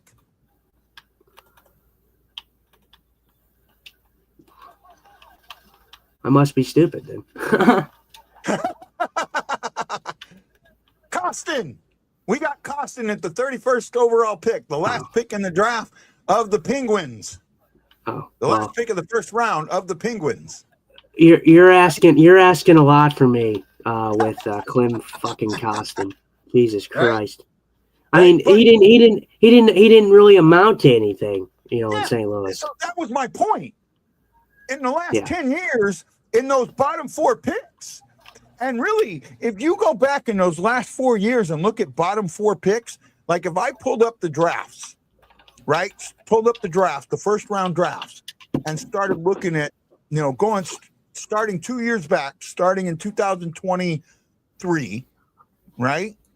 And going back 10 years, how many players in the bottom four did anything in the league, right?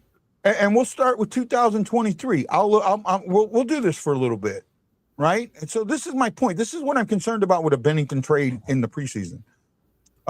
In 24, you had Lindstein, Brady Nadeau, and they're still early, right? You had a Russian guy and David Elstrom. Only one of those guys has 11 games. Brady has 11 games in the league, right? And maybe with the Hurricanes, I don't know, maybe he was traded, right? That was 23.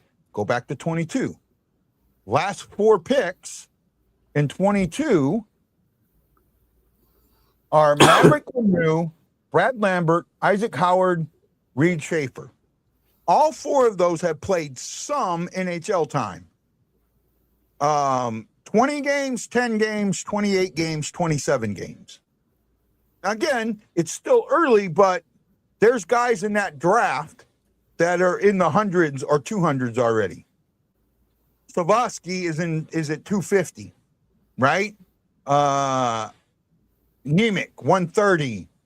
Logan Cooley, right? 186. So there are guys that are playing games, not a cup of coffee. anything under 50 games to me is a cup of coffee, basically. And these guys, 2010, 28, and 27, that's a cup of coffee. That's 22. Let's go to 21. 21, we're looking at Chase Stillman, Zach Dean, Logan Mailloux, Nolan Allen. Mailloux has 50 games. Allen has 43. Zach Dean has 9. We had Dean for a while, right? We still have Dean. Well, we still have Zach. Yeah. Yeah, we still have Zach Dean. He was in that. He was in the. He was in the. What the hell is that called? The assistance program or whatever. Yeah. That's right. And then Chase Stillman's played no games, right? So Maylou's got 50 games, but then there's guys in that draft that have 300 games, right? That draft was a pretty good draft too, I think. You had Owen Power, Matthew Beiners, Mason McTavish, Luke Hughes, Kent Johnson. I mean, you got guys that have got games, okay?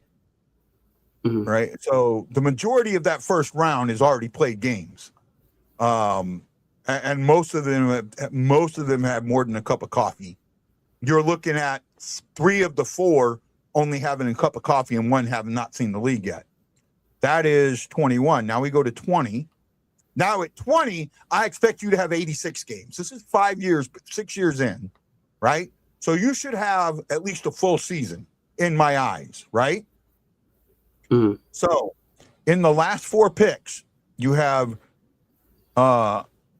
Ridley Gregg, Brendan Branson, Merrick Bork, and Ozzie Weisblatt. Now you got 2 guys that have more than a cup of coffee.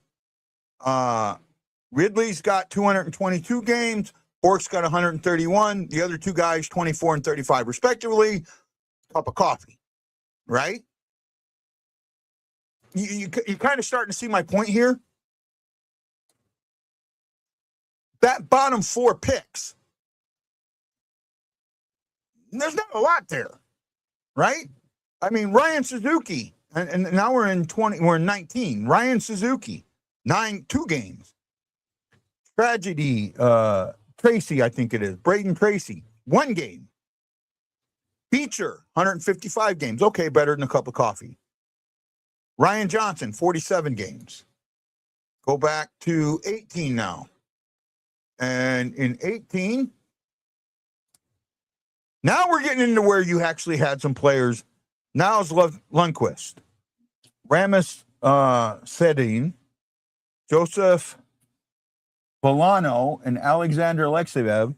Now you got guys 213, 361, 355, and 80. So 1 cup of coffee and 3 guys that actually played.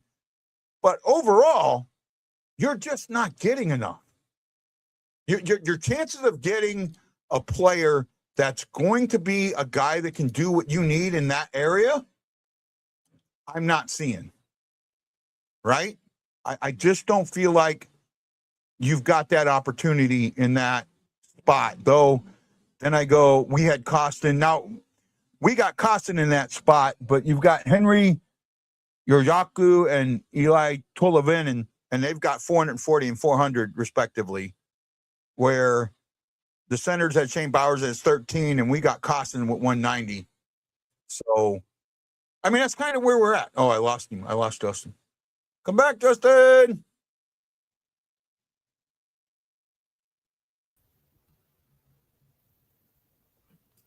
There we go. Hear me? Oh, yeah, we're back. We got you back. Yeah. So that was my point. If you're trading Jordan Bennington, hold on. If you're trading Jordan Bennington, the chance that you're going to get in the first round this year is that pick. I don't know, man. I'd rather wait. I'd rather wait. Mm-hmm. And do it something where you're going to get something that's in your wheelhouse, which we know is late teens to mid 20s. Mm-hmm. Right?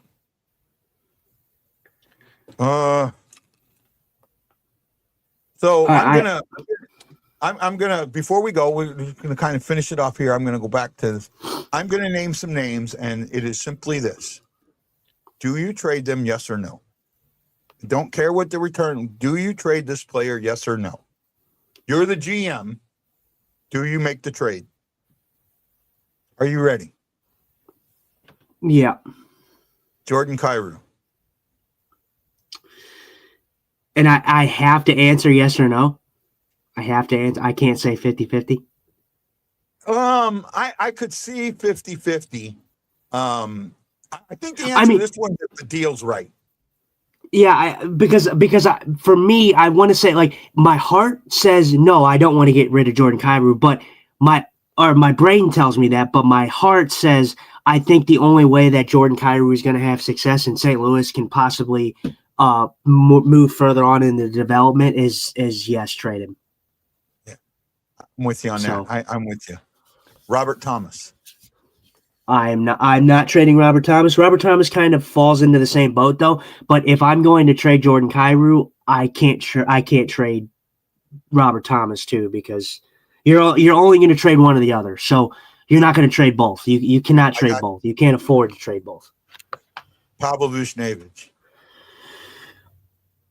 No, I think he's been pretty good, and you're not going to be able to find a deal for Pavel Buchnevich anyways. He just signed his new deal. He's been good though, so I don't have a complaint with Pavel. Braden Shen. Yeah, I would see. I'm iffy on him too because I think Braden Shin with his leadership ability. Because once you get rid of Braden Shin, you're really limiting the leadership that you'll have on the Blues if you do that, because he's a big leader there. I do think that you could strip him of the captaincy, but if I'm in the boat and I had to say yes or no, I would say yes. You probably get rid of Braden Shin. Pierce Suter. No, I'm not getting rid of Suter. Jake Neighbors. I think that there's a possibility he can be a trade chip. I really do believe that. I'd hate to see it. I think he could possibly be a future captain of this team, but honestly, he's 50-50 for me too, because I think the Blues could use him as a trading chip. He's the one piece that they do have that he doesn't have a no trade clause or whatnot, so you can really dangle him. Yeah, Joseph can. Now, are you asking me? So let me preface this because I should ask this soon. Are you asking me should they trade him? Or are you asking me do I think they're going to trade them? Do you trade them? Do I trade them? You're GM. Okay. Well, Joseph is interesting. Joseph's a guy that if you can get a decent return, because Joseph would be a decent depth piece for somebody, and I think you could probably get a decent type of return for him. So. Sorry, I'm going to be cop out here and say it kind of just goes along with the deal. You're not going to get much for Joseph, but I do think that you might get a little something. I think you could get a second and a prospect for Joseph. Yeah, so I mean, if that's the case, then yeah, I would say yes.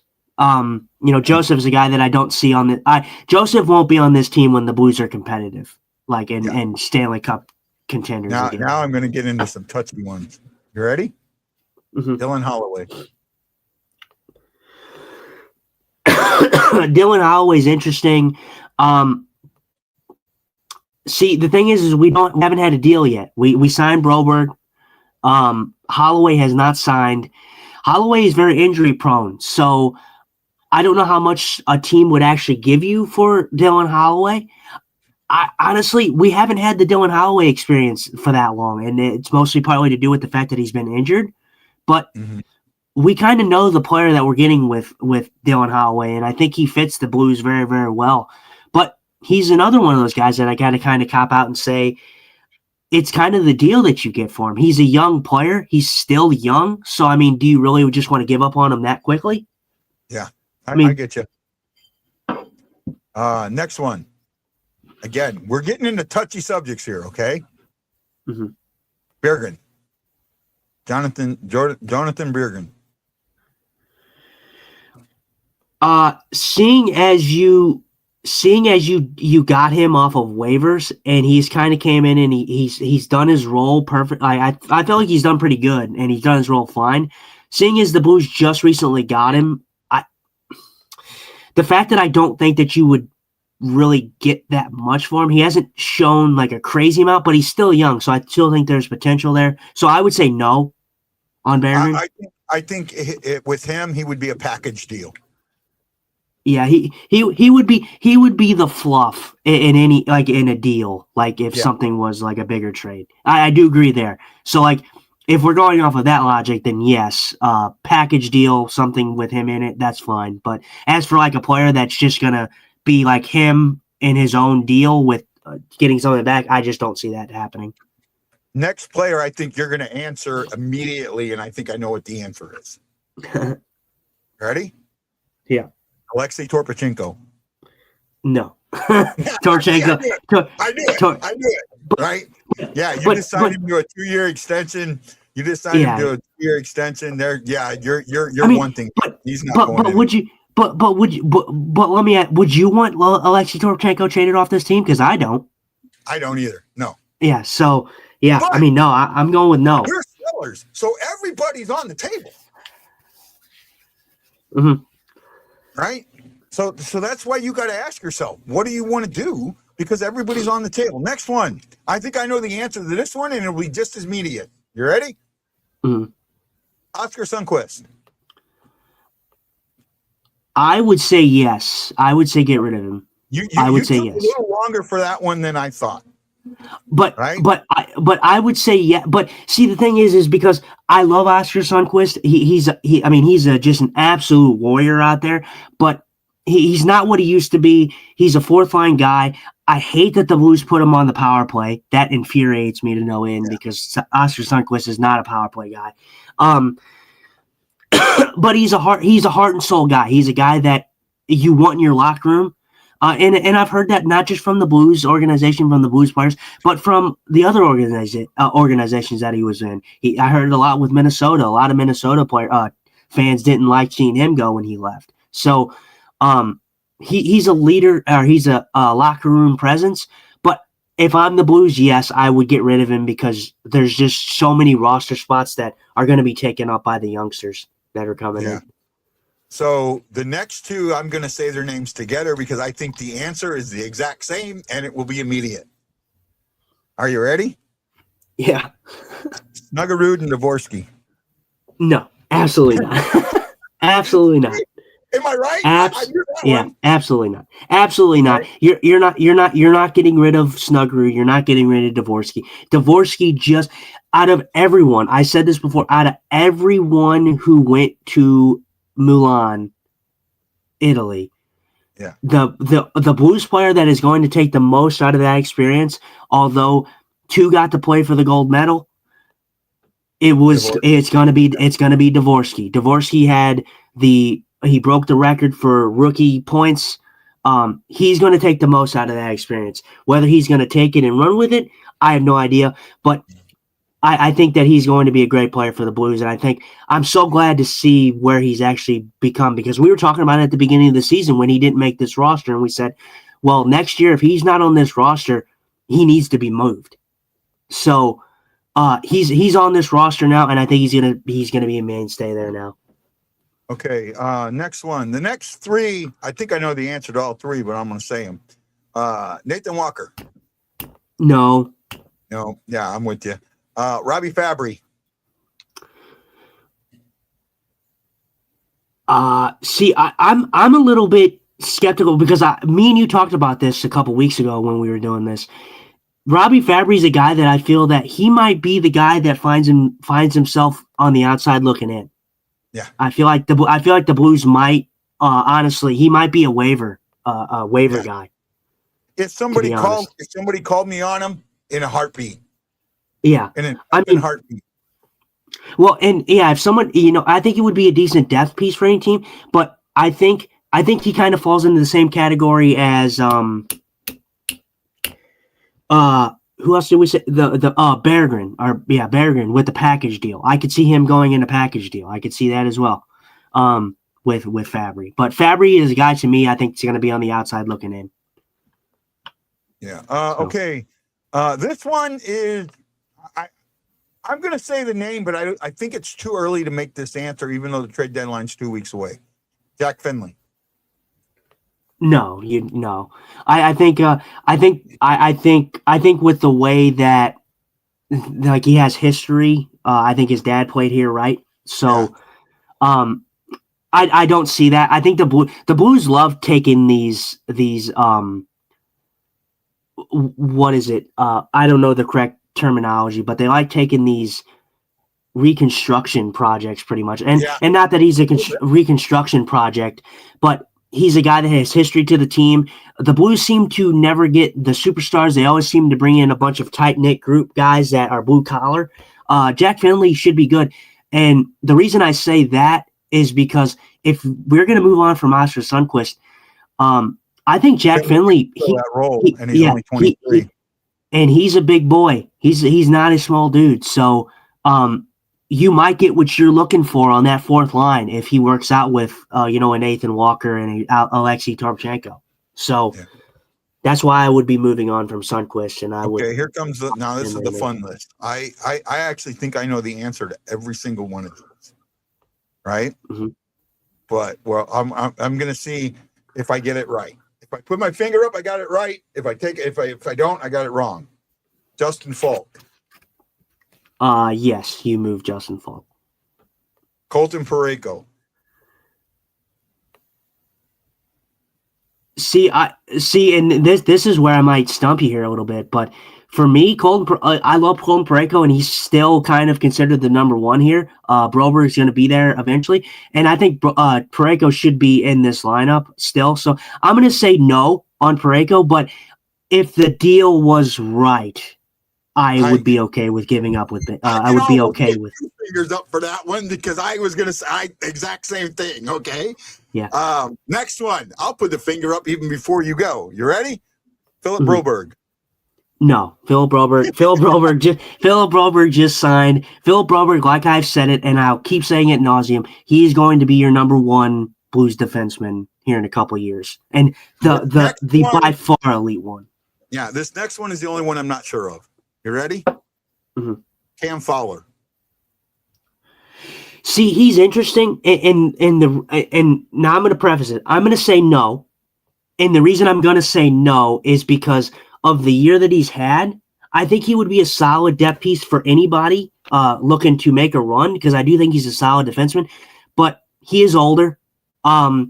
So I honestly, I'm going to say no, and I for me, I don't know if that's a fast answer for you, but I don't see them getting rid of Fowler. I would have said yes as long as the deal was right. As long as the deal was absolutely right. But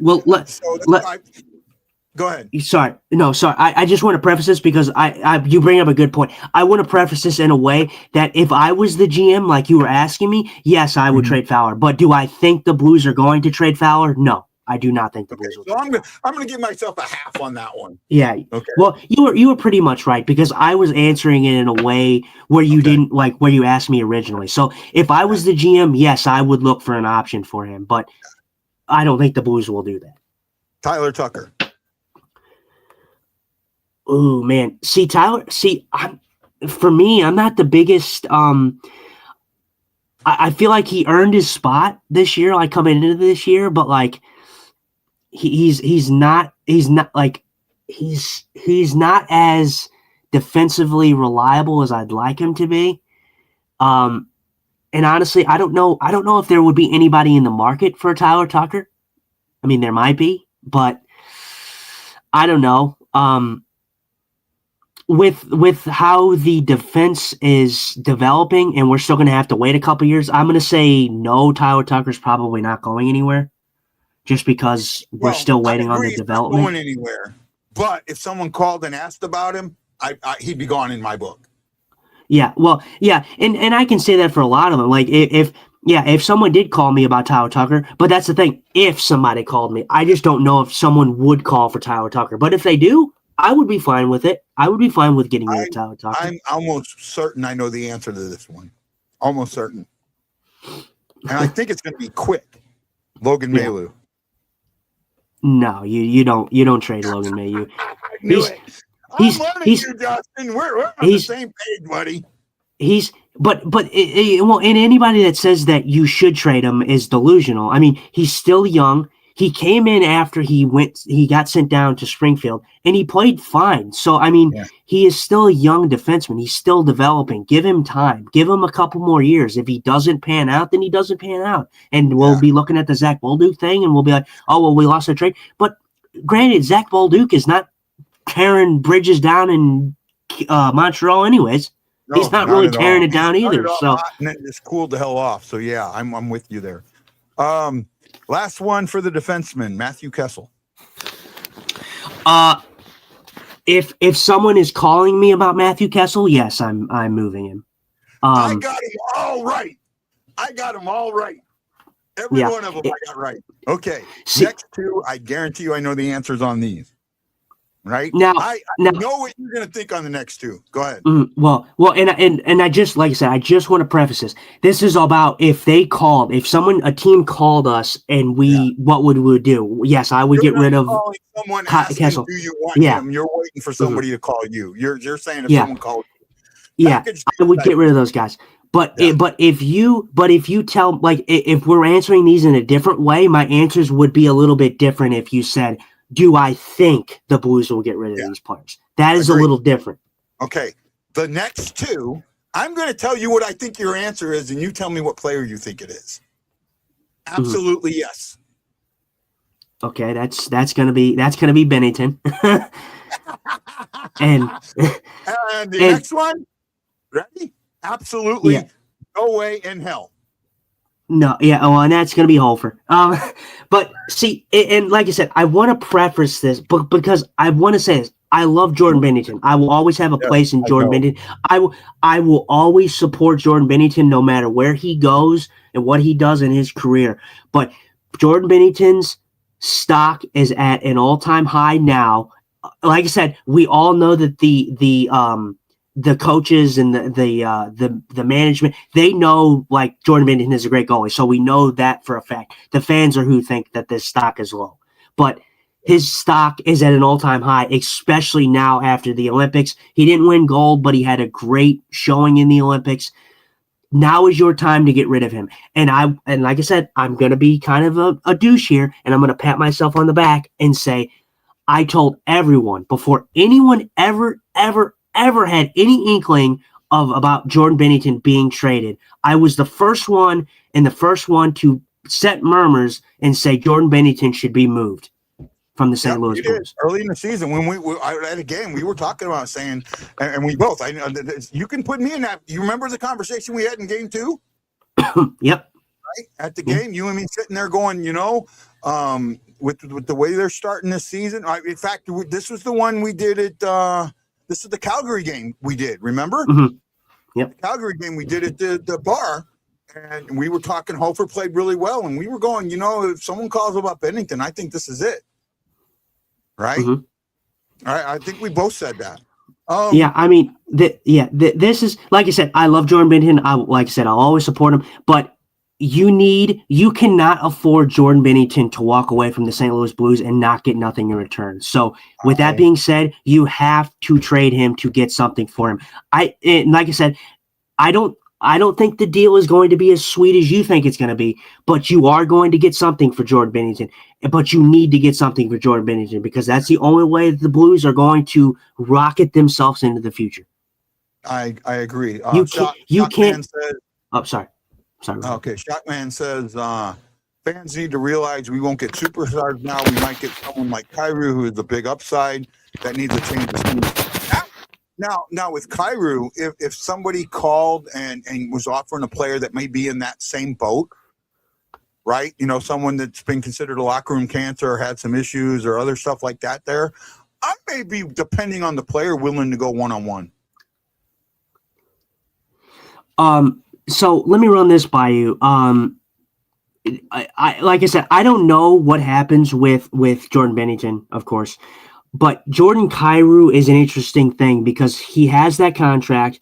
I do think that it's not as, like, it's a big contract, but it's not as bad as everybody makes it out to be because honestly, when you look at it, Thomas and Kyrou make less than Kaprizov does combined. So when you look at it like that, yes, the contracts are not that bad, but they are big contracts. You can't trade Kyrou and Thomas because if you do that, then you're telling me that you're going through a rebuild. If you trade both of those guys, you're going through a rebuild. So you can't do that. But how would you feel if the New Jersey Devils, I talked about this earlier, were to call up Doug Armstrong and they said, hey, we're looking to make an example of this team. We're looking to send a message to our top guys. What if you give us Jordan Kyrou?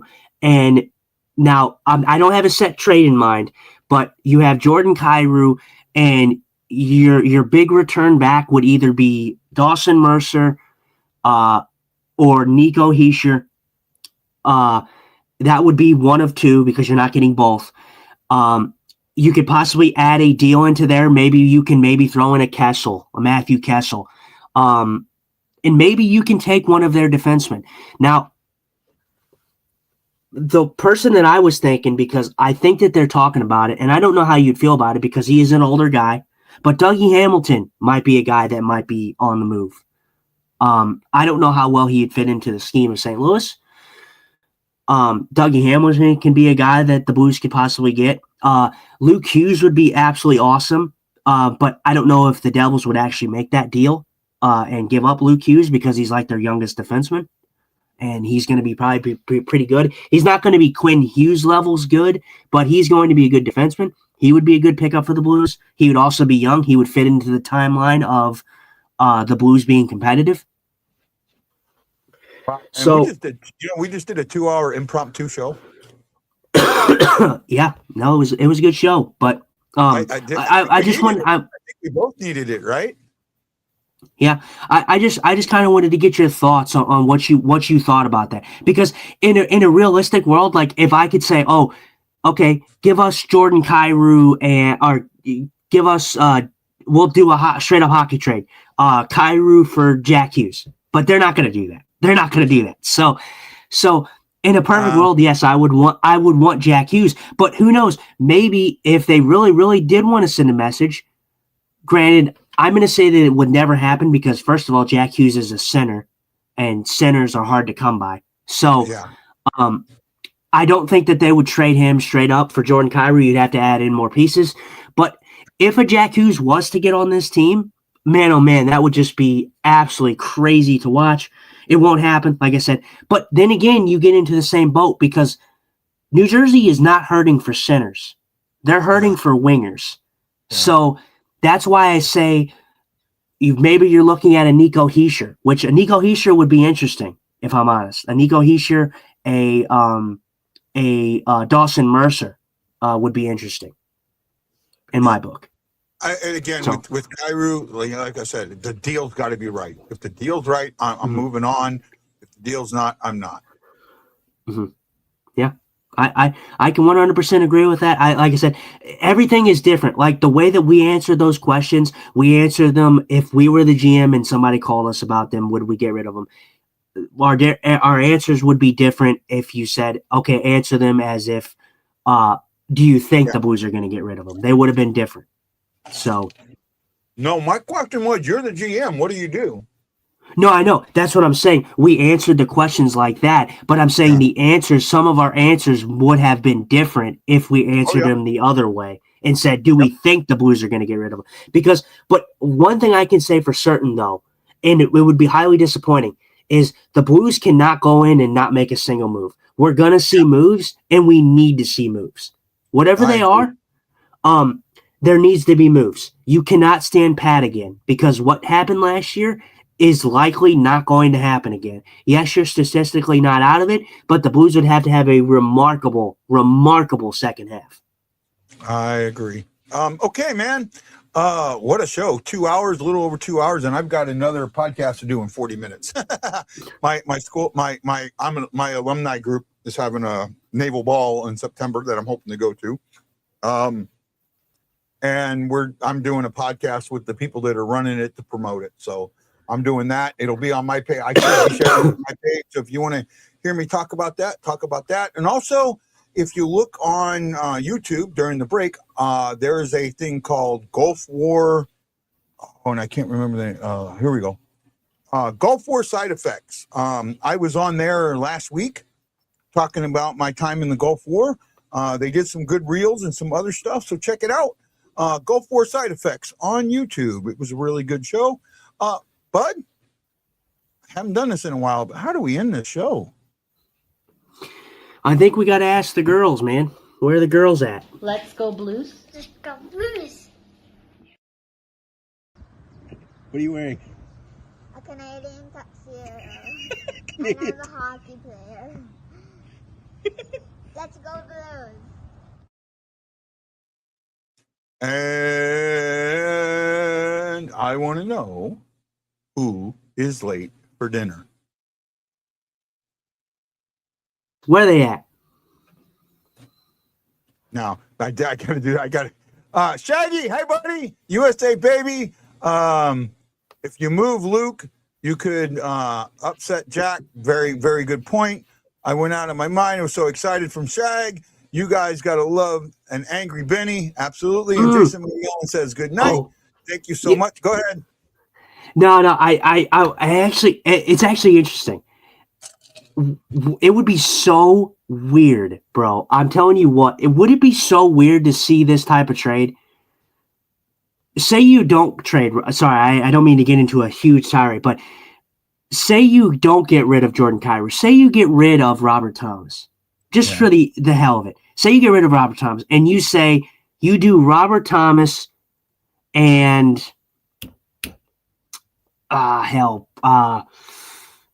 Colton Parayko or somebody, Cam Fowler. But I don't think it would match up quite. Oh, he's freezing on me. Come back. Come back. Come back.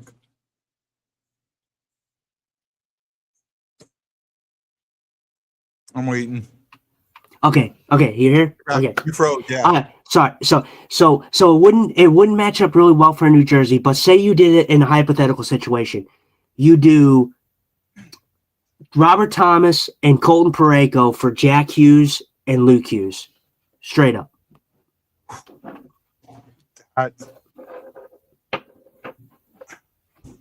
I'd want to pick too. Okay, I mean you can throw in a pick there, but see the thing, and I guess technically you could do that because Parayko is an established guy, Luke Hughes is still young. But like I said, if that's a hypothetical. I don't think that's ever going to happen. But I'm not particularly saying no to that because I think Jack Hughes is a fantastic player. Yeah. And I think that his issue is staying healthy, but we kind of have that issue with Robert Thomas sometimes. There's always a thing where Robert Thomas gets hurt too. So I don't want to get rid of Robert Thomas, but honestly, it's kind of an compelling trade, if I'm honest.